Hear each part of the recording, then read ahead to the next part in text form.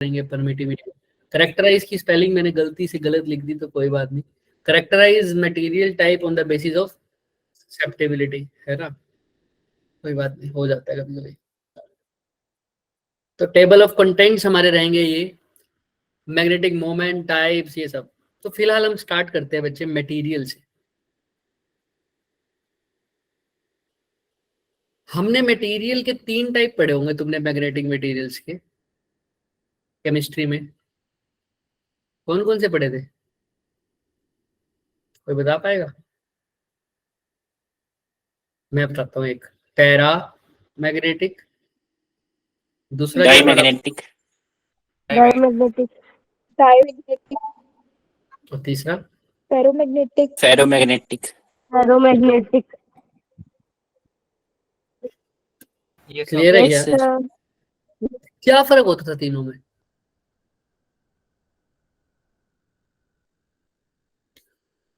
Sir paramagnetic में अगर थोड़ी रिपल्शन होती है और डाई में थोड़ी अट्रैक्शन होती है, और फेरोमैग्नेटिक में डायपोल मोमेंट होता है, मैग्नेटिक डायपोल होता है। थोड़ा इधर उधर कर दिया, आंसर सही दिए हैं थोड़े थोड़े, है ना, थोड़ा सा इधर उधर कर दिया। देखो किसके साथ अट्रैक्शन कह रहे हो पहले तो ये बताओ, सही बात कर। मैग्नेटिक फील्ड के अंदर, एक्सटर्नल मैग्नेटिक फील्ड की प्रेजेंस में। Very Yes. गुड। पैरा जो होता है वो बच्चे वीकली अट्रैक्ट हो जाता है। डाया क्या होता है? रिपेल होता है। और फेरो स्ट्रोंगली अट्रैक्ट होता है। समझ में आ रहा है? Yes, sir. Very good, very बहुत अच्छा बोला। ठीक है, पैरा डाया और फेरो 3 मटेरियल्स है हमारे पास, पैरा डाया और फेरो। ये अट्रैक्ट होते हैं, कुछ रिपेल होते हैं, लेकिन हम बेसिक से चलें तो तुमने क्या पढ़ा हुआ है? पैरा वो जिनके पास अनपेयर्ड इलेक्ट्रॉन्स होते हैं, राइट? Yes sir. Yes. इसके पास Yes, sir. All paired. Paired, इसके पास All paired. अनपेयर्ड ही बात करूंगा, लेकिन इसमें कंसेप्ट किसका होता है? डोमेन का। डोमेन का Domain. पढ़ा हुआ domain. Yes, sir. Yes sir. बताओ क्या होता है डोमेन, फिर अगर पढ़ा है तो बताओ, थोड़ा सा बता दो, हिंट दे दो मेरे को, मैं समझ जाऊंगा क्या होता है डोमेन। चलो कोई बात नहीं। पेयर्ड अनपेयर्ड डोमेन का कंसेप्ट, वैसे अनपेयर्ड ही मान के चलो पर डोमेन है, ठीक है। पैरा में ये हो गया, डाया में ये हो गया। देखो अभी इलेक्ट्रॉन है जो उसके पास ना अब रिवॉल्व कर रहा है, करंट है तो मैग्नेटिक मोमेंट है तो मैग्नेटिक डाइपोल मोमेंट है तो मैग्नेटिक फील्ड भी होगा, राइट? तो ये सब होंगे सर। अब इलेक्ट्रॉन की बात कर रहा हूँ ना, किसी मटेरियल में जब जा रहा है, किसी एटम की बात कर रहा हूँ, तो कुल मिला के ये बोल रहा हूँ मैग्नेटिक मोमेंट भी है और क्या है, मैग्नेटिक फील्ड भी है। मैं पता है ना, मैग्नेट है तो मैग्नेटिक फील्ड की बात तो होगी क्योंकि मैग्नेटिक डाइपोल की तरह बिहेव कर रहा है। डाया में क्या होते हैं? इलेक्ट्रॉन्स के पास मैग्नेटिक मोमेंट है, उसी कारण इनके पास क्या है, इनके पास मैग्नेटिक प्रॉपर्टीज हैं। मैग्नेटिक प्रॉपर्टीज है सर। अब अभी के लिए जो बोल रहा हूँ, इलेक्ट्रॉन्स क्या है, पेयर्स में एग्जिस्ट करते हैं। तो पेयर्स में एग्जिस्ट करते हैं तो एक की मैग्नेटिक मोमेंट दूसरे डाया के अंदर कह रहा हूँ, डाया मैग्नेटिक में कैसे एग्जिस्ट कर रहे हैं पेयर्ड में, तो एक की मैग्नेटिक मोमेंट दूसरे की मैग्नेटिक मोमेंट को क्या कर रही है सर? रिपेल रिपेल करो या कहो कैंसिल कर रही है। कैंसिल कर रही है। क्या कर रही है बच्चे? एक की मैग्नेटिक मोमेंट दूसरे की मैग्नेटिक मोमेंट को क्या कर रही है? कैंसिल करेगी। तो नेट मैग्नेटिक मोमेंट क्या हो गई? जीरो। पैरों में नहीं होती जीरो। मैग्नेटिक मोमेंट पैरा के अंदर जीरो होनी तो नहीं चाहिए भाई। इसके अंदर अनपेयर्ड इलेक्ट्रॉन है तो कैंसिल करने वाला कोई बचा क्या एक को दूसरे को? No sir. तो होनी तो नहीं चाहिए जीरो, लेकिन जीरो होती है। क्यों होती है अभी देखते हैं सर। ऐसा सब्सटेंस है कोई, देखो मान लो ये मटेरियल है कोई, चाहे फेरो ले रहा हूँ, चाहे पैरा ले रहा हूँ, चाहे डाया ले रहा हूँ, इन ये सब अब मैं बोल रहा हूँ इनके अब जिसके बाद मैग्नेटिक मोमेंट की बात कर रहा हूँ, चाहे नहीं है चाहे है, तो ये मैग्नेटिक मोमेंट है तो इन किससे मिलकर बने होंगे? इनके पास क्या होगा एक्चुअल में? ये क्या है? डाइपोल्स हैं। क्या है? सी बात है, अगर मैग्नेटिक मोमेंट है तो वो कैसा एक्ट कर रहे हैं? डाइपोल्स की तरह एक्ट कर रहे हैं, तभी तो मैग्नेटिक डाइपोल मोमेंट है उनके पास। समझ रहे हो? तो अब मैं अगर मैग्नेटिक डाइपोल की जगह भी एक वर्ड यूज करूं इनके लिए, करूंगा एटॉमिक डाइपोल। कैसा वर्ड यूज करूंगा? Atomic dipole. उसको कैसे रिप्रेजेंट करते हैं? इस एरो से। तो इन सबके पास क्या है सर, एटॉमिक डाइपोल्स है ये। तो देखो पैरा में ऐसा सीन होता है कुछ, दिख रहा है? Yes sir. Yes. सारों के पास डाइपोल है, इन सब के पास डाइपोल मूवमेंट भी है, लेकिन ये सारे कैसे अरेंज्ड है? रैंडम। Randomly. अरेंज्ड है सर। तो जैसे ही क्योंकि रैंडमली अरेंज्ड है, तो इनके पास जो नेट मैग्नेटिक मूवमेंट है वो 0 नहीं होगी। हो जाएगी, क्योंकि नेट सारे एक इधर है, एक इधर है, एक इधर है, एक इधर है, सबके पास मैग्नेटिक मोमेंट है, पेयर में भी नहीं है, फिर भी नेट मैग्नेटिक मोमेंट क्या हो गई? 0 हो गई, क्योंकि एक इधर, एक इधर, एक इधर, एक इधर, एक इधर, एक इधर, एक इधर, नेट मैग्नेटिक। अरे सिंपल सी बात, जैसे मैंने ड्रिफ्ट वेलोसिटी में बताया था भाई, अगर एक भीड़ है, भीड़ में कोई इधर जा रहा है, कोई इधर जा रहा है, कोई इधर जा रहा है, कोई इधर जा रहा है, कोई इधर जा रहा है, तो कैसे पता लगेगा आगे जा रहा है पीछे जा रहे हैं सब, पूरी भीड़ आगे जा रही है या पीछे जा रही है, बता पाओगे क्या? No sir. तो ऐसा ही बोलोगे मैग्नेटिक मोमेंट कुछ भी नहीं हो रही, दूर से देखना किसी भीड़ को तो पता ही नहीं लगेगा बंदे कहाँ जा रहे हैं, आगे जा रहे हैं, पीछे जा रहे हैं, इधर जा रहे हैं, इधर जा रहे हैं। समझ में आ रहा है? Yes, sir. नेट मैग्नेटिक 0 हो गया मैग्नेटिक मोमेंट। बट इसी मैग्नेटिक मोमेंट को, सॉरी इसी डाइ मटेरियल को मैं क्या रख रहा हूँ सर,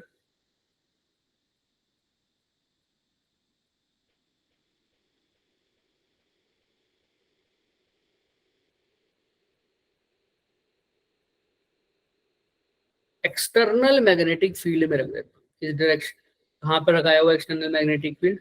हॉरिजॉन्टल, दिख रहा है? Yes sir. Yes, sir.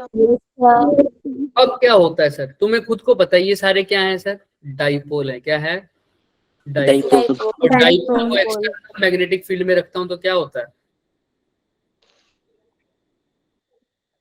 किसी डाइपोल को एक्सटर्नल मैग्नेटिक फील्ड में रखता हूं तो क्या होता है? कल ही पढ़ा है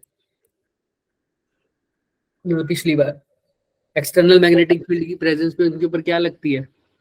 टॉर्क लगती है सर, टॉर्क लगती है। टॉर्क के कारण वो रोटेट क्यों लगती है? टॉर्क और क्यों? क्योंकि वो लाइन बन जाते हैं। लाइन होना चाहते हैं इन the direction of magnetic magnetic field. के लिए हम क्या कर रहे हैं बच्चे, इन मटेरियल्स को स्टडी कर रहे हैं। तो मैं रीजन अभी मैं दे सकता हूँ, इसका रीजन थोड़ा सा हाई हो जाएगा क्योंकि अभी हमने वो कंसेप्ट पढ़ा नहीं है ना, तो वो कंसेप्ट होगा अभी इलेक्ट्रोमैग्नेटिक इंडक्शन में भी पढ़ोगे, लेकिन फिलहाल इसके लिए जो रीजन है वो क्या है सर? टॉर्क का। क्या है? टॉर्क का रीजन। टॉर्क। अभी टॉर्क लग रहे हैं तो इन the direction of magnetic field ये क्या हो जाएंगे? अलाइन हो जाएंगे। इन the direction of electric field magnetic field ये अलाइन हो जाएंगे। लेकिन हमने देखा कि इसमें कुछ मटेरियल में क्या हुआ, अलाइन तो हुए लेकिन बहुत थोड़े से, बहुत थोड़े से अलाइन। थोड़े से। अच्छा, तो बहुत थोड़े से लाइन होने से ऐसा समझो कि कुछ डाइपोल्स कौन सी डायरेक्शन में लाइन हो जाएंगे? इन the direction of magnetic field.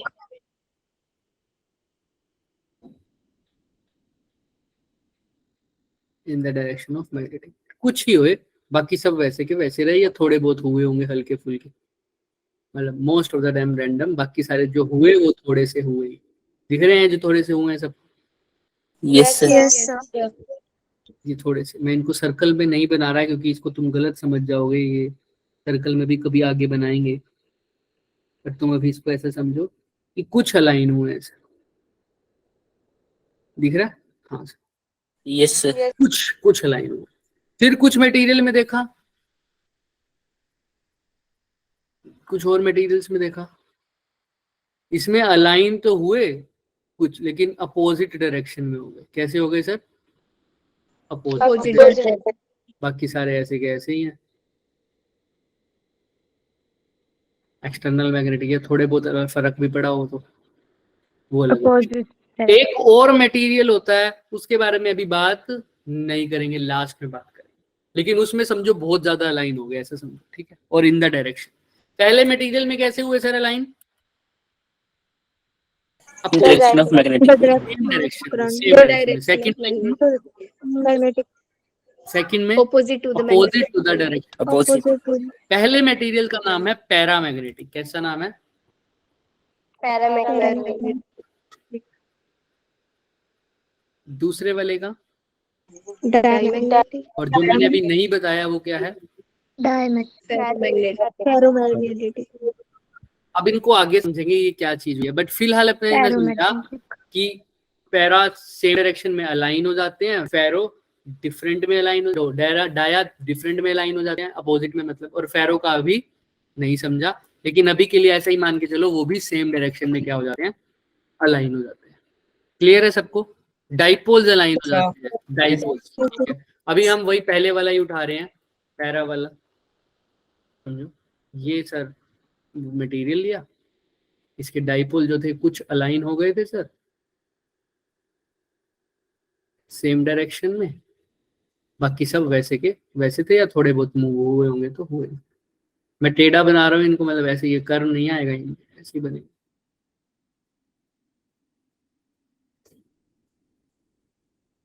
दिख रहा है?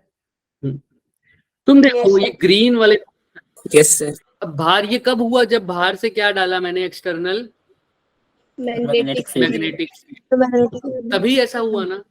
हाँ सर, ये जो अंदर जो थे पहले तो इनकी मैग्नेटिक मूवमेंट इन सब की क्या थी, नेट मैग्नेटिक मूवमेंट जीरो थी। जीरो। अब कुछ नेट मैग्नेटिक मूवमेंट जीरो नहीं रही, अब जीरो रही क्या, नहीं सर, ये अब पर्टिकुलर डायरेक्शन में अलाइन हुई, तो उसके कारण कुछ नई मैग्नेटिक मूवमेंट इंड्यूस हो गई, ऐसा बोल सकता हूँ।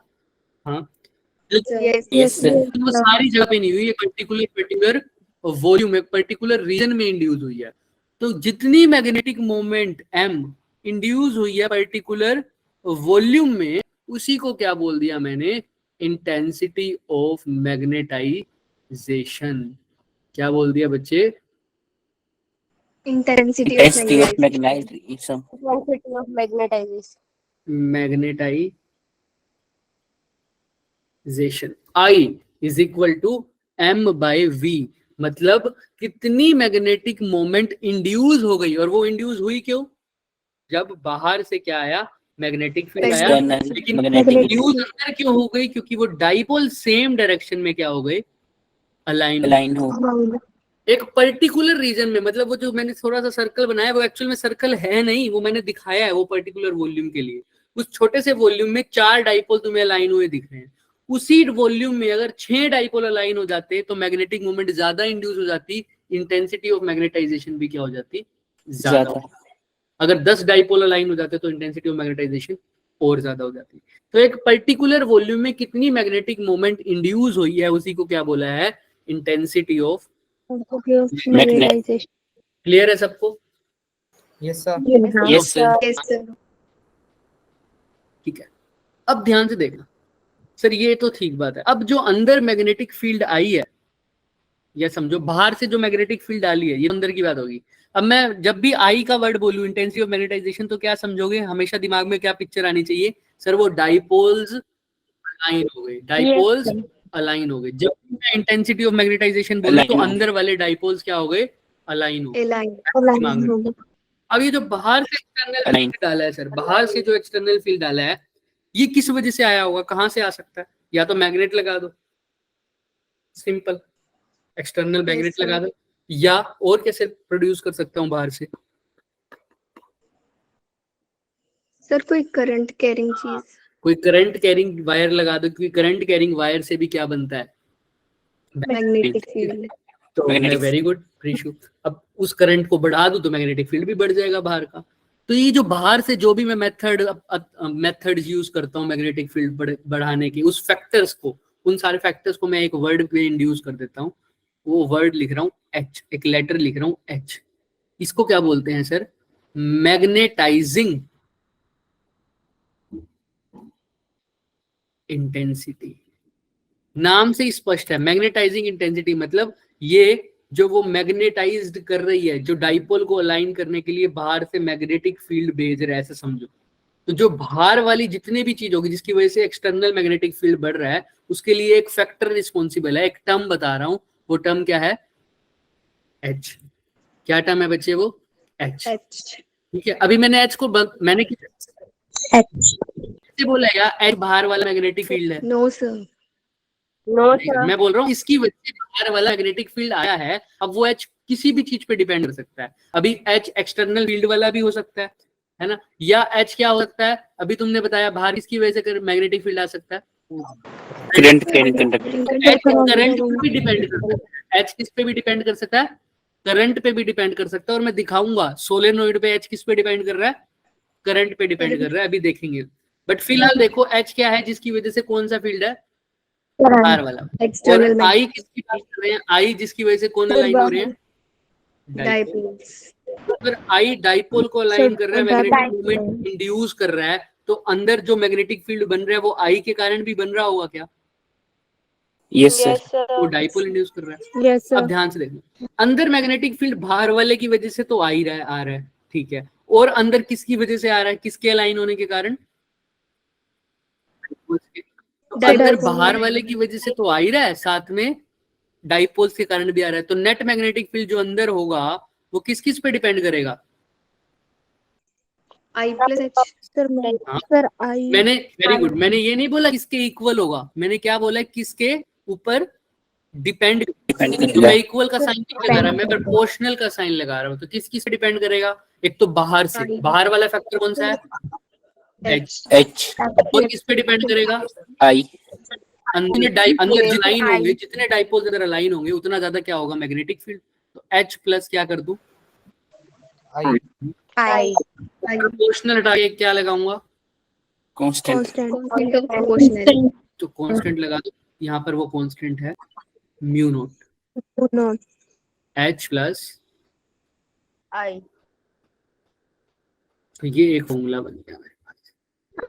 क्लियर है क्या, यस सर। तुम फॉर्मूले देखते चलो। आज क्लास में थ्योरी ज्यादा है, क्वेश्चन मैं लाऊं बट हो नहीं पाएंगे, क्योंकि मैंने देखा बाकी दो बैचेस भी नहीं हो पाए, कल ही होंगे क्वेश्चंस, क्योंकि इसके फॉर्मूले। लेकिन फॉर्मूला डेरिवेशन में किसी को दिक्कत आई कहीं पर भी वो पूछ लेना, वरना फॉर्मूले देखते जाओ, लर्न करवाना मेरा काम है, ठीक है। लेकिन तुम फॉर्मूले देखते जाओगे, किसी को कहीं पर भी दिक्कत आएगी। B is equal to mu naught H plus I, ठीक है सर। एच कौन सा वेक्टर है जिसके कारण एक्सटर्नल वाली फील्ड आई है, और आई सर इंटरनली अंदर बोल दो, जैसे जिसकी वजह से कौन अलाइन हुए हैं, डाइपोल। डाइपोल।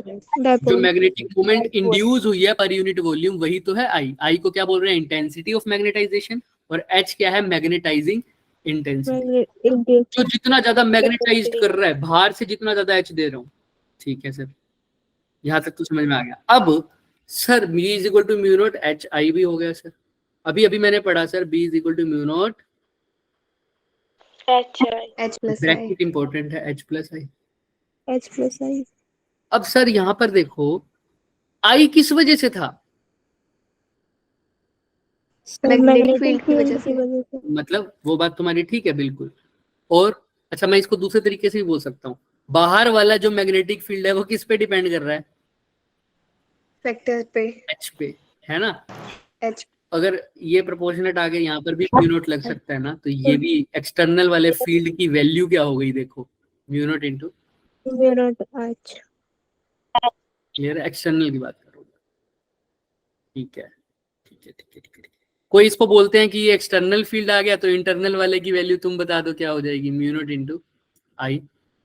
बट अब इसकी बात नहीं करेंगे क्योंकि इसमें कंफ्यूजन आएगी, वो भी पूरी तरह से नहीं होगा, आगे चलेंगे। अभी मैं कह रहा हूँ ये आई कब किस वजह से आया था, एक्सटर्नल मतलब मैग्नेट। आई का मतलब क्या है, आई वो तो ठीक है, आई था क्या चीज, जब कौन अलाइन हो जाते थे, डाइपोल अलाइन हो जाते थे। वो किसके डाइपोल थे, मटेरियल के डाइपोल थे, पैरामैग्नेटिक मटेरियल, डाया के या फेरो के, जिसके भी। अगर वो मटेरियल ही ना हो तो आई की वैल्यू क्या हो जाए, जीरो। अगर नो मटेरियल तो बी की वैल्यू क्या हो जाएगी, म्यू नॉट आई। नहीं ना, अंदर वाली कोई फील्ड ही नहीं है, तो सिर्फ बाहर वाली जिसकी वैल्यू क्या थी, म्यू नॉट एच। क्लियर है, एच समझ में आ रही है बात सबको, भाई आई की जीरो है तो सिर्फ बाहर वाली फील्ड है, mu not yes H. Sir. अब ठीक है सर, यहाँ तक भी ठीक है, B is equal to mu naught H, ये हमारा दूसरा फॉर्मूला आ गया। अब सर ध्यान से देखो, सर एक बात बताओ, आई, अब मैं अच्छा मैं इसको सोलेनोइड से भी एग्जांपल दे दूं, ये सोलेनोइड है, दिख रहा है। अब एक बात याद, यस सर। सोलेनोइड भी पार मैग्नेट की तरह एक्ट करता है, क्योंकि सोलेनोइड क्या है, इसके अंदर करंट डालेंगे और करंट कैरिंग लूप एक डाइपोल की तरह एक्ट करता है, जिसके पास नॉर्थ पोल क्या होगा और साथ साथ साउथ को याद रख लेना। सोलेनोइड भी कैसे एक्ट करता है, बार मैग्नेट की तरह, एक पोल उसका नॉर्थ पोल कैसे बनता है, साउथ पोल। इसकी जब मैग्नेटिक फील्ड्स बनाओगे तो कैसी बनेंगी, बिल्कुल बार मैग्नेट की। अच्छा, अभी सोलेनोइड है सिर्फ, और इसके अंदर क्या चल रहा है, सिर्फ और सिर्फ करंट, और कोई मटेरियल मैंने नहीं डाला, तो इसकी मैग्नेटिक फील्ड क्या होनी चाहिए, B इज इक्वल टू 0 कोई मटेरियल नहीं डाला, और मटेरियल नहीं डाला तो I 0, तो B क्या होना चाहिए, सिर्फ म्यू नॉट H। वैसे तुमने सोलेनोइड के लिए जब फॉर्मूला डिराइव किया था मैग्नेटिज्म में, तो क्या फॉर्मूला आया था, म्यू नॉट N I क्या था, करंट था, यही था ना, और N क्या था, number of turns per unit length. तो वैसे फॉर्मूला ये आएगा, और अभी देखा तो फॉर्मूला ये, तो यानी ये दोनों आपस में क्या होंगे, इक्वल होंगे। तो म्यू नॉट H किसके इक्वल होगा, म्यू नॉट नहीं, म्यू नॉट से H किसके इक्वल आ गया, NI मैंने बोला ना, यहाँ पर जो एक्सटर्नल फैक्टर था वो किस पे डिपेंड कर रहा है, देखो H Current. किस पे डिपेंड कर रहा है, करंट। जितना ज्यादा करंट उतना ज्यादा H वाला फैक्टर मान लो, और उतना ज्यादा क्या होगा सर, मैग्नेटिक फील्ड। ये सिर्फ एक उस चीज का एग्जांपल, समझ में आ रहा है, अब क्लियर हो जाएगा H क्या है एक्चुअल में, बाहर वाले फैक्टर, यस सर बाहर वाले फैक्टर I हो गया, जिसके कारण बन रहा है सर, जब कोई मटेरियल नहीं है तो सिर्फ H की बात होगी, ऐसा समझ लो, जब कोई मटेरियल नहीं है तो किसकी बात करेंगे, सिर्फ और सिर्फ H की बात। मटेरियल आ जाएगा तब मैं इंटेंसिटी ऑफ मैग्नेटाइजेशन की भी बात करूंगा, यानी कैपिटल I की, समझ में आ रहा है, लेकिन मटेरियल नहीं है तो किसकी बात होगी, सिर्फ और सिर्फ H की। H is equal to NI। N क्या है, number of turns per unit length, यहाँ से इसकी यूनिट भी बताओगे, number of turns per unit length को लिखता हूँ डिवाइड बाय L, और I को I लिखता हूँ, तो एम्पियर पर, L को मीटर में लिखते हैं, एम्पियर पर मीटर इसकी यूनिट। क्लियर है, H की यूनिट हो गई। Yes sir. तो ये भी फॉर्मूला बन गया हमारे पास। अब यहां तक तो हो गया सर। अब एक बात बताओ सर, ये जो अंदर जो डाइपोल अलाइन हुए थे सर, आई था ना, आई वाला फैक्टर की वजह से हुए थे, यस आई सर ही तो था magnetic movement induced per unit volume. तो ये कब अलाइन हुए थे, जब मैंने क्या दिया था, magnetic field external magnetic field external magnetic field किस पे डिपेंड कर रहा है, कौन से फैक्टर पे, H पे। जितना ज्यादा एक्सटर्नल मैग्नेटिक फील्ड यानी एक्सटर्नल वाला फैक्टर होगा, उतनी ज्यादा किसकी वैल्यू होगी, I की सिंपल सी बात, जितने ज्यादा बाहर से मैग्नेटिक फील्ड दूंगा उतने ज्यादा डाइपोल्स क्या होंगे, अलाइन होंगे, वैल्यू उतने ज्यादा आई की वैल्यू, सीधा बोल दिया ना कि बाहर से जितना मैग्नेटिक फील्ड आएगा उतने ही ज्यादा क्या अलाइन होंगे, डाइपोल्स। डाइपोल्स ठीक है, अब यहाँ पर भी प्रोपोर्शनल हटा के क्या लगेगा, एक कांस्टेंट, इस कांस्टेंट काई, और इसी को क्या बोलते हैं, ससेप्टिबिलिटी। समझ में आ रहा है क्या, यस यस सर ये भी बहुत इंपॉर्टेंट चीज है, अभी पढ़ेंगे इसको, लेकिन फिलहाल यहाँ तक क्लियर है क्या सब, H क्या, यस सर क्या है, यस सर ससेप्टिबिलिटी। ठीक है सर, नेक्स्ट फॉर्मूला आ गया हमारा, इसको यूज कल करेंगे क्वेश्चंस में, पर याद रखना। Yes sir. अब Yes sir. आ गए यहाँ सर, यहाँ पर आओ सर, हमने जो होमवर्क दिया था उसी बारे में, हमने होमवर्क में तुम्हें दिया था कि भाई एप्सिलॉन नोट क्या होता है, एप्सिलॉन आर क्या होता है, क्या होता है एप्सिलॉन आर, Relative permittivity. इसको कैसे डिफाइन करते थे, Sir, Coulomb vacuum. इसका फॉर्मूला एप्सिलॉन आर, हाँ, vacuum of volume of medium upon में एप्सिलॉन, Epsilon naught. मीडियम मतलब permittivity in medium respect to permittivity in free space, vacuum या free space, बिल्कुल। ऐसे ही यहाँ पर परमिटिविटी की जगह क्या आता है, परमिएबिलिटी, तो रिलेटिव परमिएबिलिटी क्या हो जाएगी, permeability in medium with respect to permeability in vacuum. Vacuum.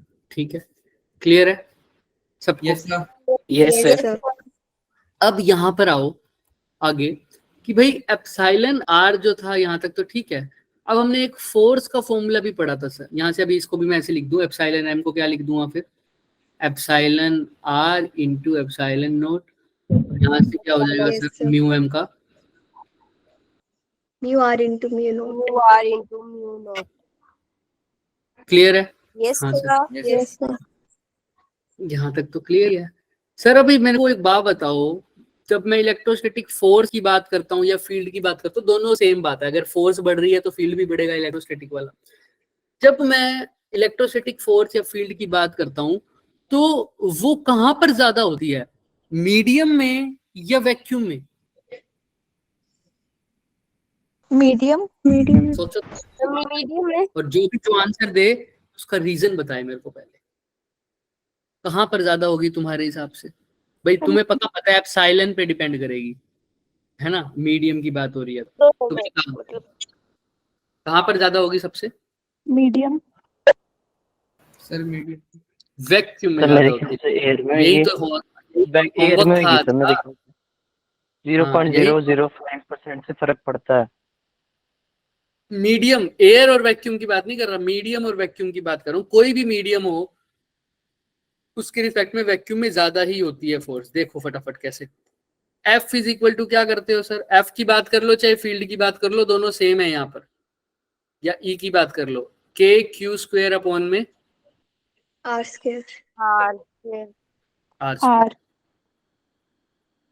या दूसरा फॉर्मूला लिखो एप्सिलॉन की फॉर्म में लिखते हैं, 1/4 pi epsilon not Q square upon R square. R square. ये तो हो गई फोर्स इन द वैक्यूम। अब फोर्स इन मीडियम लिखूं तो उसको F डैश से लिख देता हूँ, तो इसका फॉर्मूला क्या बन जाएगा, 1/4 pi epsilon M M. Q square by, R square. R square. दोनों इक्वेशन को डिवाइड कर दो। या अभी एप्सिलॉन M को मैं क्या लिख सकता हूँ, ऐसा लिख दो, 1/4 पाई एप्सिलॉन M को क्या लिख सकता हूँ, epsilon R into epsilon Q square by R square. इसको रीअरेंज कर देते हैं, 1/एप्सिलॉन R पहले ले लो, फिर क्या ले लो, 1/4 pi epsilon not Q square by, R square. और ये पूरी टर्म क्या है, Constant. क्या है देखो ऊपर, Force. F force. F है ना, force in vacuum space. Free space, है ना। तो मैं इस सबको हटा के वैक्यूम का फोर्स लिख दूं क्या, कोई दिक्कत? No, No, sir. sir. मैं सेम कलर यूज कर रहा हूँ ताकि तुम्हें पढ़ने में बाद में दिक्कत ना आए, तो मैं ग्रीन कलर से ही लिख देता हूँ इसको F। क्लियर है क्या? Yes sir. Yes, sir. F dash by F किसके इक्वल आ गया, 1 by By epsilon naught. F dash by F किसके इक्वल आ गया बच्चे, 1 by 1 by epsilon. epsilon. या उल्टा एक बार अच्छे से और देखो इसको, F डैश किसके इक्वल आ गया, F बाय 1 by Epsilon. F by epsilon. Epsilon. F dash क्या है सर, मीडियम में, और F क्या है सर, Vacuum. Free space. और एप्सिलॉन R क्या है, रिलेटिव परमिटिविटी। क्लियर है सबको? हाँ। Yes sir. अब थोड़ा सा इसको भी कर लेते हैं, यहाँ पर आओ, यहाँ इसको भूलना मत, अभी मैं बताऊंगा बाद में। ये तो हमने इलेक्ट्रोस्टैटिक वाला जो होमवर्क दिया था वो यही दिया था बच्चे, एक्चुअल में यही पढ़ के आना तुम्हें, कोई बात नहीं। अब यहाँ पर देखो B इज इक्वल टू क्या है, वैसे म्यू नॉट, अगर मटेरियल की नहीं है तो सिंपल ये फॉर्मूला है ना, H मटेरियल है नहीं है, अब मेरे को कोई, अभी मैं उसकी बात नहीं कर रहा, मैं मीडियम की बात कर रहा हूँ। अब किसकी बात कर रहा हूँ, मीडियम। Medium. तो मैं भी मीडियम की बात कर रहा हूँ। म्यू नॉट H, लेकिन अगर मीडियम हो जैसे यहाँ पर किया मैंने, तो वो क्या हो जाएगा sir, mu Plot. MH। H. बोलो हाँ या ना, यस सर। Yes, यहाँ पे लिख sir. दो तो ज्यादा अच्छा रहेगा तुम्हारे लिए। देखो यहाँ पर लिख देते हैं, जैसे यहाँ पर फोर्स का लिखा, यहाँ मैग्नेटिक फील्ड का लिख दो ना, same. B is equal to अभी क्या है sir, mu MH. Mu naught H, vacuum की बात कर रहा हूँ, तो B किसके इक्वल है sir, mu naught Mu not H. You know Not H. अगर मैं मीडियम की बात कर रहा हूँ तो इसको B डैश से लिख देता हूँ, तो म्यू नॉट की जगह क्या आ जाएगा, mu Mu M. M. M H. अच्छा, B डैश को जब B डैश ही लिखा तो थोड़ा सा म्यू एम को क्या लिख सकता हूँ बताओ, जैसे यहाँ इसके साथ compare, sir, you are You into are into mu not. Mu R into B. Mu Mu naught, not. you know mu naught into H क्या है, Sir B. B. B. B है ना, सबको पता है। Yes sir. Yes, Yes sir. sir. Mu R को mu R लिख दिया, म्यू इसको क्या लिख दूं ग्रीन कलर से, B. B लिख दिया। B. अब एक इस इक्वेशन को देखो और एक इस इक्वेशन को, ये क्या है सर, इन वैक्यूम, ये क्या है in medium, in medium. Medium. Medium.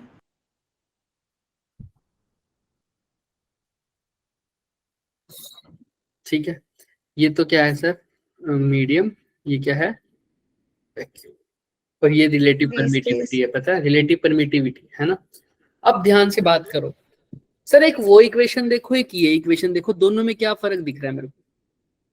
देखो वहां पर जो फोर्स है मीडियम में वो वैक्यूम से बड़ी है या ज्यादा है, कम है, Sir, हाँ। body. ज्यादा ज्यादा है। फोर्स इन ज्यादा है। मीडियम यानी एफ डैश की वैल्यू ग्रीन वाले एफ से बड़ी है या छोटी है, Sir बड़ी। Sir, body. बड़ी है। कैसे पता लग रहा है, Sir, क्योंकि उससे कुछ चीज डिवाइड हो रही है, मतलब वो कम हो रही है। तो कम हो रही है ना, तो बड़ी होगी या छोटी होगी, छोटी। छोटी होगी ना। Sir, छोटी। वैक्यूम वाले फोर्स से कुछ डिवाइड हो रहा है तब जाके मीडियम वाली फोर्स आ रही है, यानी मीडियम वाली फोर्स क्या है, कम। छोटी। कम। वैक्यूम वाली। ऐसे ही मीडियम वाला इलेक्ट्रिक फील्ड भी क्या होगा, Sir कम। कम। कम होगा। भाई वो फोर्स होगा, वो इलेक्ट्रिक फील्ड के बारे में बात कर रहा। अरे फॉर्मूले में क्या ही फर्क है, एफ के लिए मैंने K Q square by R square लिखा है, इलेक्ट्रिक फील्ड के लिए के क्यू बाय आर लिख दूंगा, एक क्यू कम कर दूंगा बस। तो फोर्स की बात कर रहा हूँ, इलेक्ट्रिक फील्ड की बात कर रहा हूँ, दोनों बातें सेम है। तो जो इलेक्ट्रिक फील्ड है या जो कम। इलेक्ट्रिक फोर्स है वो मीडियम में क्या है, कम हो गया। कितने फैक्टर से कम हो गया, Epsilon R. Epsilon R. Epsilon relative R. Permittivity के टाइम जो वैल्यू है वो वेक्टर कम हो गया, यानी रिलेटिव परमिटिविटी क्या है, जितने फैक्टर से मेरी जो फोर्स है वो वैक्यूम के कंपैरिजन में क्या हो जाए, मीडियम में कम हो जाए, वही फैक्टर क्या है, रिलेटिव परमिटिविटी। समझ में आ रही है। या तुम इलेक्ट्रिक फील्ड की बात कर लो, जितने फैक्टर से मेरी electric field in the medium की वैल्यू क्या हो गई, कम या ज्यादा, मीडियम में कम। कम Sir कम। हो गई। कुछ डिवाइड हो रहा है ना, देख लो, कुछ डिवाइड हो रहा है, मीडियम में वैल्यू क्या हो रही है, कम। तो जितने फैक्टर से वो कम हुई तो वही फैक्टर क्या है, रिलेटिव परमिटिविटी। सपोज करो डाई इलेक्ट्रिक कांस्टेंट, वही रिलेटिव परमिटिविटी है, 81 होता है वोटर के लिए। तो वोटर में जो फील्ड या फोर्स की वैल्यू है वो कितने टाइम्स कम हो गई, 81 Epsilon. टाइम्स। तो यही रिलेटिव परमिटिविटी टाइम्स कम होगी। तो जितने फैक्टर से जो फोर्स या फील्ड कम हुआ है मीडियम में, कम हुआ है, उसी फैक्टर को क्या बोल दिया, रिलेटिव परमिटिविटी। Permittivity. वहां पर देखो मीडियम की ज्यादा है मैग्नेटिक फील्ड या इलेक्ट्रिक मैग्नेटिक फील्ड वैक्यूम की ज्यादा है, ध्यान से देखो। Sir, medium में ज्यादा है। Sir medium में ज्यादा है। क्योंकि वैक्यूम में कुछ मल्टीप्लाई हो रहा है तब जाके किसकी वैल्यू आ रही है, मीडियम की वैल्यू आ रही है। समझ में आ रहा है। तो Yes sir. Yes, sir. Define करोगे, कौन डिफाइन करेगा बताओ रिलेटिव परमिटिविटी को, वो फैक्टर Sir, जिससे इलेक्ट्रिक फील्ड कम होती है। मैग्नेटिक फील्ड अब कम हो रही है, ज्यादा हो रही है मीडियम में। Sir, ज्यादा। ज्यादा। मैग्नेटिक परमिएबिलिटी वो फैक्टर है जिसके जिस फैक्टर से मेरी magnetic field in the medium उसकी वैल्यू क्या हो रही है, ज्यादा। लेकिन रिलेटिव परमिटिविटी वो फैक्टर है जिससे इलेक्ट्रिक फील्ड की वैल्यू क्या हो रही है, समझ में आ रहा है, क्लियर हो रही है बात। Yes, sir. दोनों का नेचर अपोजिट है या एक जैसा है। Opposite.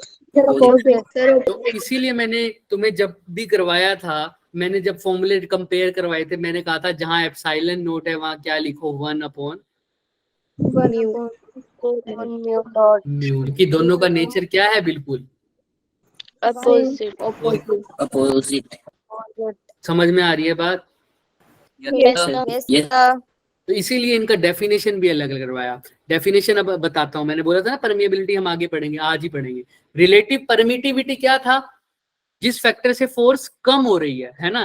तो मैं इसलिए हमेशा रिलेटिव परमिटिविटी या परमिटिविटी को मैं कैसे डिफाइन करता था कि एक्सटर्नल फील्ड को कितना अपोज कर रहे हैं मेरा, है ना, एक्सटर्नल फील्ड को कितना अपोजिशन मिल रहा है पर्टिकुलर मीडियम में, वही क्या है परमिटिविटी। समझ रहे हो, कितना अपोजिशन मिल रहा है। हाँ साक्षी बोलो, कितना अपोजिशन मिल रहा है भाई। जितना ज्यादा अपोजिशन मिलेगा उतनी फोर्स की वैल्यू क्या हो रही है,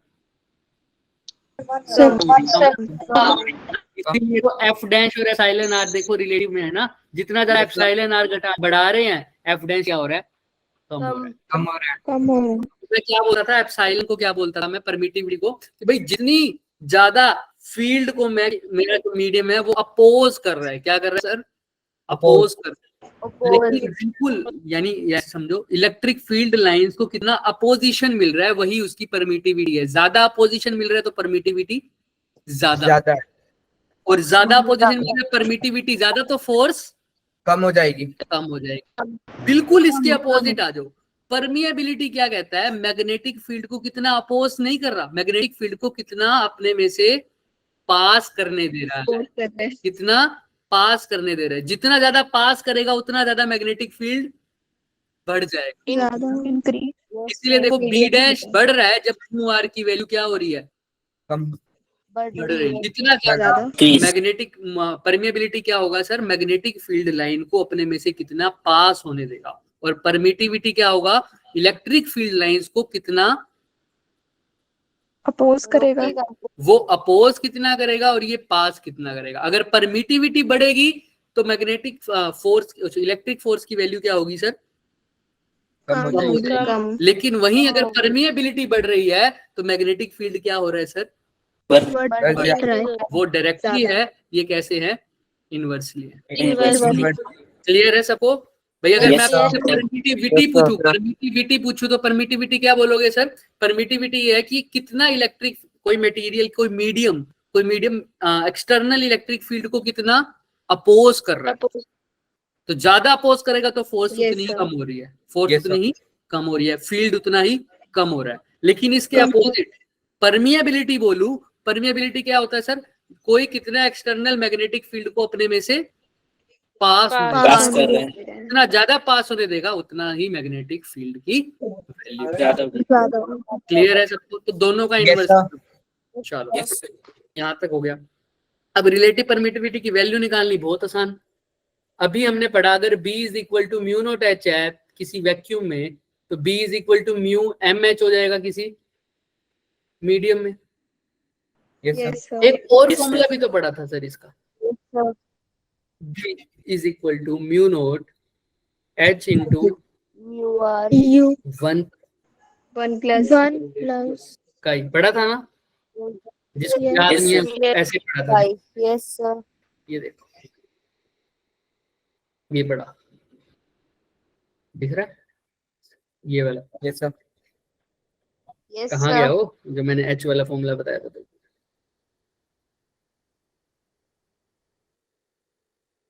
मैंने नहीं दिखाया, देखो तुम वहां कैसे बोल रहे हो। देखो हमने आई डायरेक्टली प्रोपोर्शनल टू काई कहा नहीं क्या अभी तक, बताया था मैंने आई जब काई आया था हमारा।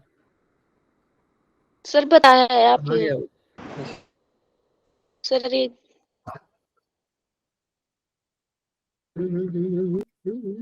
यहीं घूम रहा होगा कहीं। बताओ हद ही हो गई, रब तो नहीं कर दिया। काई कहाँ से आया था फिर हमारा, जहां हमने काई लिखा था वो कहाँ है, ये रहा ये रहा ये रहा, दिख रहा है।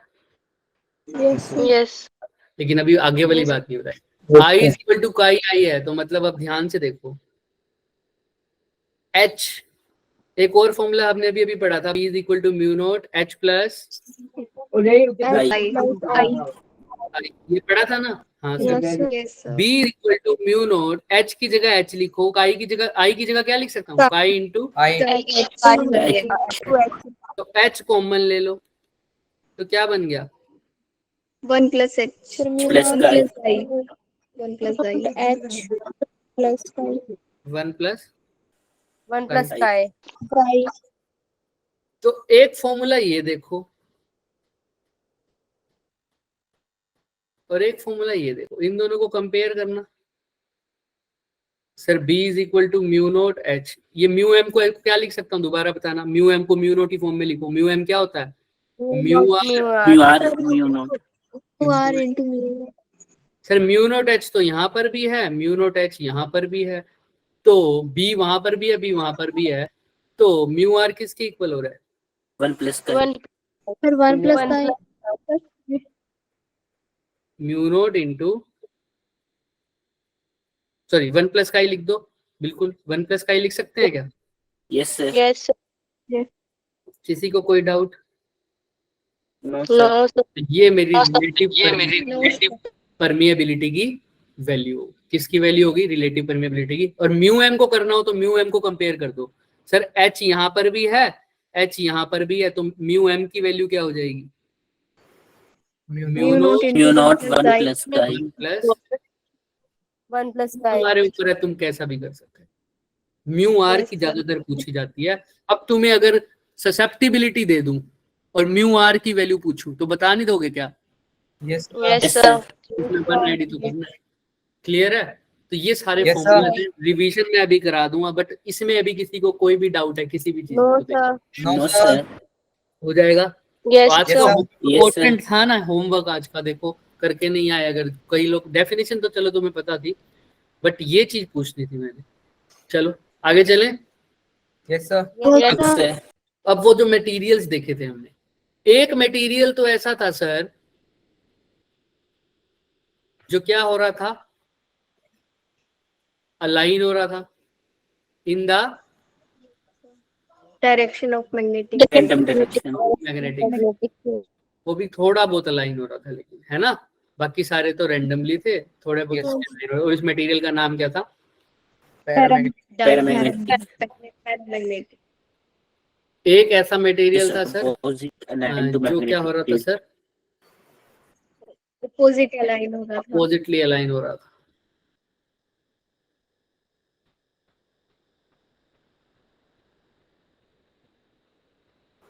इन the direction of external Magnetic. Magnetic. Magnetic.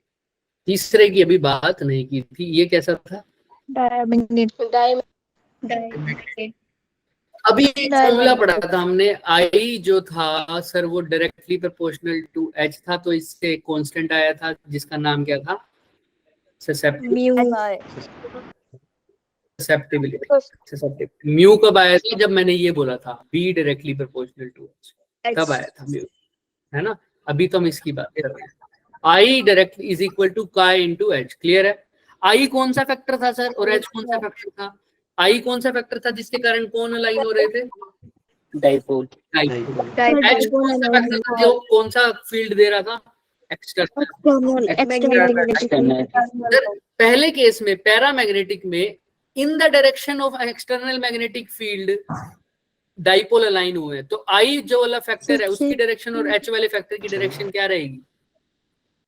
Same. दोनों सेम डायरेक्शन में Same. आए हैं, तो आई जो है वो एक्सटर्नल वाले फैक्टर की डायरेक्शन में अलाइन हुए, यानी एक्सटर्नल मैग्नेटिक फील्ड की डायरेक्शन में अलाइन हुए या अपोजिट में? सेम डायरेक्शन, Sir, देखो। same direction. सेम आया ना, देखो जो ये भी हॉरिजॉन्टल राइट में हुआ है वो भी राइट में, Yes sir. तो एच की जो वैल्यू आएगी पॉजिटिव आएगी, तो आई की भी वैल्यू क्या आएगी? Positive. Positive. अभी पॉसिबल होगा जब काई की वैल्यू भी क्या हो? Positive. Positive. तो यानी पैरा में, लेकिन ये जो वैल्यू थी काई की वैल्यू पॉजिटिव होगी किसके लिए? यानी para Magnetically. Paramagnetic. Susceptibility of paramagnetic substance is positive, but कुछ ही अलाइन हुए थे ना, तो इनकी वैल्यू होगी पॉजिटिव, sir. लेकिन कैसी होगी? स्मॉल। Small. क्लियर है? पॉजिटिव Yes, क्यों? Yes sir. समझ में आया? क्योंकि सर सेम डायरेक्शन में लाइन हुए, तो जो एक्सटर्नल वाले का साइन वही जो डाइपोल्स वाले का साइन। अच्छा इसमें बताओ, Dipoles इसमें का sir sign। Sir opposite opposite होगी, सेम Opposite। डायरेक्शन अपोजिट, तो अगर एच Opposite पॉजिटिव होगी। आया है तो आई कैसा Opposite। होगा? Negative Negative। ये तभी पॉसिबल है Negative, आई भी negative। कैसा हो, जब Negative। नेगेटिव आएगा ताई भी। तो नेगेटिव हो जाएगी। इसमें वैल्यू कैसी होगी? Yes sir. अब जो तीसरा है वो क्या है सर? Ferromagnetic substance. तो डाया के सर ये लिए भी तो स्मॉल आएगा। क्या कह रहे हो? हाँ सर ये पॉजिटिव भी आएगा, स्मॉल है। पॉजिटिव आएगा, स्मॉल सर, आएगा, ऐसे small- पूछ रहे हो? हाँ यही Yes, तो sir। देखना, यही होमवर्क है तुम्हारा कि सर ये स्मॉल, इसका मैग्नीट्यूड पता करके आना इन सब का। सर ससेप्टिबिलिटी मैंने तो ये बताई है ना, पॉजिटिव होगी या नेगेटिव Negative। होगी, तुम इसका मैग्नीट्यूड पता करके आना। और वो कैसे Okay, पता sir। लगेगा स्मॉल है या कम होगा? इसका हिंट ये है कि जो ज्यादा अलाइन, जो ज्यादा डाइपोल्स को अलाइन करेगा तो उसका मैग्नीट्यूड भी क्या होगा सर? ज्यादा। ज्यादा। तो कम डाइपोल्स को अलाइन करेगा ज्यादा। उसका मैग्नीट्यूड भी क्या होगा? ज्यादा। हाँ साक्षी बोलो। कम। साक्षी कुछ पूछना है बच्चे? चलो चले आगे। Yes sir. अब तीसरा जो Yes, sir। मटेरियल बढ़ा वो क्या था सर? मटेरियल बढ़ा वो क्या था? Ferromagnetic। सब बच्चे Ferromagnetic। रुके रहेंगे, फेरो के बाद ना Ferromagnetic। फटाफट, फेरो के बाद फटाफट रिवाइज करेंगे फॉर्मूला 2 मिनट के अंदर अंदर, तो जाना नहीं है किसी ने। फेरो sir। ये रहा। फेरो के अंदर Yeah। क्या होता है सर? पहले से ही कुछ ना कुछ मैग्नेटिक मोमेंट होती है सर, तो उसके डाइपोल जो है वो पहले से ही क्या होते हैं? कुछ अलाइन होते हैं सर, Arrange होते हैं। Align हो। पर ये कुछ डोमेन्स में एग्जिस्ट करते हैं। दिख रहे हैं? Yes, sir. Yes sir.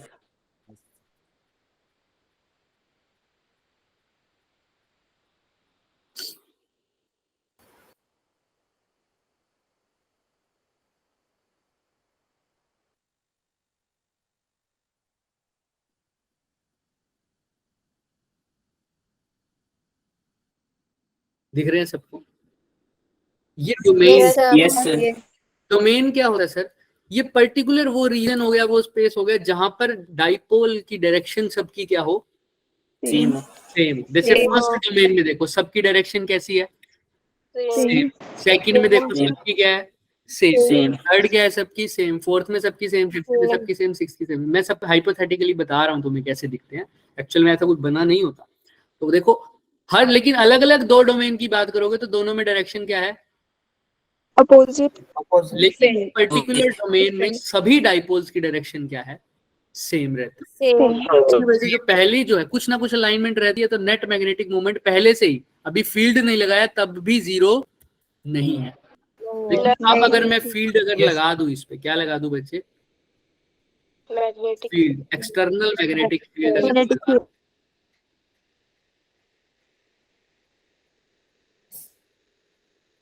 तो क्या होगा? कोई बता सकता है? सर ये सारे डायरेक्शन में आ जाएंगे। सारे नहीं, फिर तो फायदा ही क्या होता है हमने बनाने का, है ना? सर, कुछ- जो डोमेन एक्सटर्नल फील्ड की डायरेक्शन में होगा उसका साइज क्या हो जाएगा? बढ़ जाएगा। बड़ा। कौन से का होगा? फर्स्ट, सेकंड, थर्ड या फोर्थ या फिफ्थ या sixth? Sir, First। first। First वाले का साइज क्या हो जाएगा सर? Increase। बड़ा। बड़ा। बड़ा। बाकी सब कैसे लगेंगे? छोटे। ठीक है, ऐसे ऐसे चलता रहेगा, ये देख लेना, यस सर। है ना? तो ये चलता रहेगा, ऐसे ही चलता रहेगा, ये भी चलता रहेगा ऐसे। ठीक है, यहाँ पे लगा देते हैं। तो ये सब क्या है सर? डोमेन्स है। अब जिसका साइज, तो एक डोमेन का साइज बहुत बड़ा हो गया with respect to same direction में या अपोजिट डायरेक्शन में? The same direction. सेम में। Same direction। तो वही है, I is equal to chi into H. तो एच भी पॉजिटिव है और आई भी अगर पॉजिटिव, अगर दोनों का मतलब पॉजिटिव, दोनों नेगेटिव भी मान लो, चाहे दोनों का डायरेक्शन क्या होना, यानी साइन क्या होना चाहिए? सेम होना चाहिए। सेम होना चाहिए। ये तभी पॉसिबल है जो काई भी क्या हो? पॉजिटिव होगा। Same। पॉजिटिव। बहुत ज्यादा डायरेक्शन में अलाइन हुआ है, बहुत ज्यादा पर्टिकुलर डायरेक्शन में अलाइन हो गया, तो इसकी वैल्यू क्या है? पॉजिटिव तो है लेकिन हाईली पॉजिटिव। ज्यादा। क्लियर है? और कितनी है ये तुम्हारा होमवर्क है, कैसे ऐसे हाईली Yes, पॉजिटिव। कैसी है? Highly positive. समझ में आ रहा है? Highly positive. Yes, sir. सबको समझ में आ Yes, रहा है? sir. Yes, sir. अब Yes, sir। लास्ट में रीजन क्या होते हैं सर? अभी हम इनको सिर्फ स्टडी कर रहे हैं बच्चे। रीजन देखो, तक एक दो के तो तुम्हें अभी बता भी दूं, लेकिन पूरी तरह अभी नहीं बता पाएंगे रीजन, क्योंकि वो आगे चल के पढ़ोगे। जैसे डाई पैरा में तुमको बता दिया कि टॉर्क लगती है, है ना, एक्सटर्नल मैग्नेटिक फील्ड की प्रेजेंस में, जिसकी वजह से डाइपोल रोटेट हो जाते हैं अपने आप लाइन के लिए। डाया के लिए भी होता है। डाया के लिए अभी नहीं समझ में आएगा, डाया के लिए इलेक्ट्रोमैग्नेटिक इंडक्शन पढ़ोगे तब समझ में आएगा। उसमें क्या होता है कि एक्सटर्नल मैग्नेटिक फील्ड की प्रेजेंस में क्या होता है, इनकी डायरेक्शन पहले से ही अपोजिट अपोज करने वाला नेचर होता है। तो अगर किसी के अंदर मैग्नेटिक फील्ड की वैल्यू को चेंज करते हैं तो वो अपने आप को अपोज करता है अपने चेंज को, तो अपोजिट डायरेक्शन में एक अलग से अपना फील्ड क्रिएट करता है। ये लेंस लॉ होता है, पर ये अभी नहीं पढ़ेंगे, हम नेक्स्ट लेक्चर में पढ़ेंगे, नेक्स्ट क्लास में पढ़ेंगे, मतलब नेक्स्ट चैप्टर में पढ़ेंगे। उसमें भी ये चीज नहीं पढ़ेंगे, बट तुम्हें रीजन अगर पता करना है तो देखना पड़ेगा खुद, ठीक है, क्योंकि ये अभी हमारे लेवल पे नहीं है। अगर हमारे लेवल पे है तो मैं तुम्हें सिंपल छोटा सा बता सकता हूँ फिलहाल। हालांकि इसको अभी हम इलेक्ट्रॉनिक कन्फिग्रेशन, इसमें सिर्फ एक इफेक्ट नहीं है, इसमें बहुत सारे इफेक्ट हैं। शुरुआत ये होता है कि पैरामैग्नेटिक कैसे होते हैं, अनपेयर्ड, डायामैग्नेटिक कैसे होते हैं, पेयर्ड। इसके बाद बता करते हैं कि टॉर्क लगती है पैरा में और डायामैग्नेटिक में अपोजिशन वर्क करता है, मतलब किसी के तुम मैग्नेटिक फील्ड को चेंज करो तो वो अपने आप को अपोज करने की कोशिश कर, उसको अपोज करने की कोशिश करता है। तो यहाँ पर एक लॉ होता है लेंस लॉ, वो पढ़ना पड़ेगा, तो वो आगे पढ़ेंगे हम। बट फिलहाल जो तुम्हें पढ़ना था ऑब्जर्वेशन, वो समझ में आई क्या कि किसमें क्या होता है? Yes sir. ठीक है, अभी बस रिवाइज करते हैं, यहाँ तक ही करना है हमने। सबसे पहले देखो, जब मटेरियल नहीं है तो मैग्नेटिक फील्ड की वैल्यू क्या है, म्यू नॉट इंटू, अगर मटेरियल आ जाए तो mu naught H H plus I. Chi की फॉर्म में बताओ, mu naught H, Mu not H I. 1 plus I. Magnetic permeability की value mu naught into, Mu not into और दूसरा क्या था फॉर्मूला, अगर B dash magnetic field in the medium है तो वो बढ़ेगा म्यू आर क्लियर है? इसको Yes, sir. अपोजिट में हम फील्ड Yes, sir. फोर्स का लिखते थे, इलेक्ट्रिक फोर्स में इसका क्या हो जाता था, अपोजिट हो जाता था। opposite. यानी अगर म्यू आर यहाँ से लिखना चाहूँ तो क्या आ जाएगा, B dash by, B dash by B. लेकिन वहां पर जो करोगे वहां पर क्या आएगा, ई बाय ई डैश, उल्टा हो जाएगा। ठीक है, ठीक है ना? Yes, sir. Yes sir. बाद यहाँ पर हमने पढ़ा, और क्या पढ़ा था बताओ? So H is equal to Ni. क्या है नहीं, H is equal to Ni for the solenoid, solenoid की जब बात कर रहे थे हम, है ना? Solenoid. yes sir. Yes, sir. और हाँ, जो I तो था वो किसके इक्वल था, chi into Pi Into H. H equal to mu naught H, तो तुमने पढ़ लिया। क्लियर है? Yes, sir. Yes sir. Magnetic conductivity की वैल्यू थी 1 प्लस, कहाँ से आ गया? 1 plus I. क्या कहाँ से आ गया बच्चे, क्या कहाँ से आ गया? चलो ठीक है, यहाँ क्लियर है सबको? Yes, sir. Yes, sir. Yes sir. तो ये था हमारे फॉर्मूले, प्रैक्टिस हम नेक्स्ट क्लास में करेंगे। इसको अच्छे से रिवाइज करना, लिख के देखना, बुक से देखना, कंपेयर करना, कुछ बुक में नया ही मिलेगा, है ना? क्योंकि सब कुछ तो मेरे को भी याद नहीं रहेगा बुक वाला, है ना?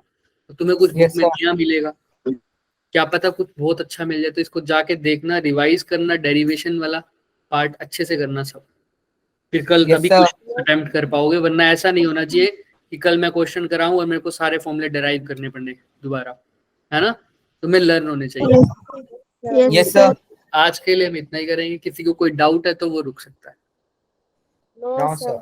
ओके बच्चे, क्लियर है? तो रिकॉर्डिंग ऑफ कर रहा हूँ। Yes, Yes, sir. sir. Good night बच्चों।